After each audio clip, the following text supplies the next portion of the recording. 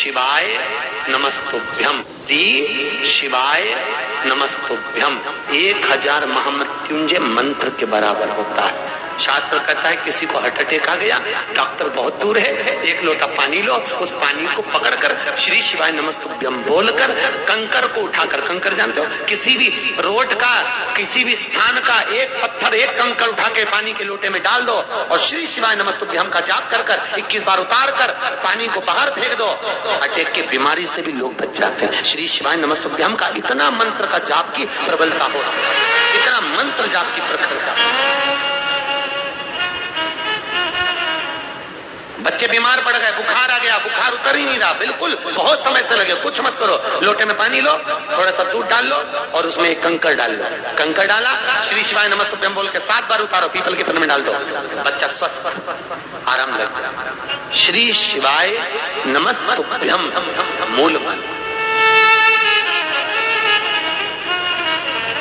Paper देने जा रहे हैं बच्चे, एग्जाम में बैठ रहे हैं, इंटरव्यू में बैठ रहे हैं, एक अक्षत चावल का दाना एक लीजिए, श्री शिवाय नमस्तुभ्यम बोलकर घर के बाहर से जब निकलो फेंकते हुए चले जाइए, विद्या में उत्तमता प्राप्त होती है। ये उसी तरह है जैसे घर का दीपक, घर का दीप देखा, घर में जो दीपक होता है उसको बदला नहीं जाता, बार बार नहीं बदलना चाहिए।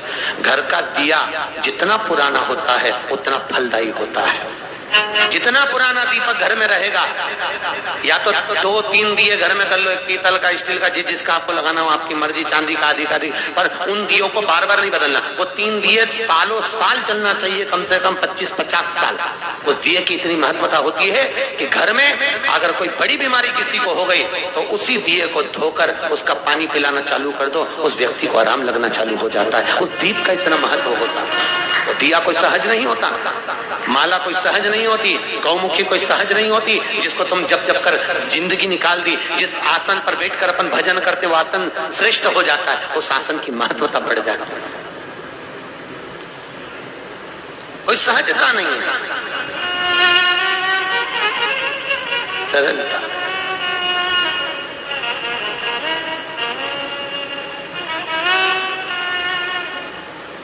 हमारे यहाँ तो अग्रवाल जी, हमारे यहाँ शिव महापुराण की कथा जो उस एरिया में होती है, आंध्रा साइड में होती है या गुजरात, राजस्थान, एमपी साइड में होती है, तो जहाँ पर व्यास वक्ता बैठता है वहां पर जजमान रोज आसन बिछाता है, रोज उठाता है।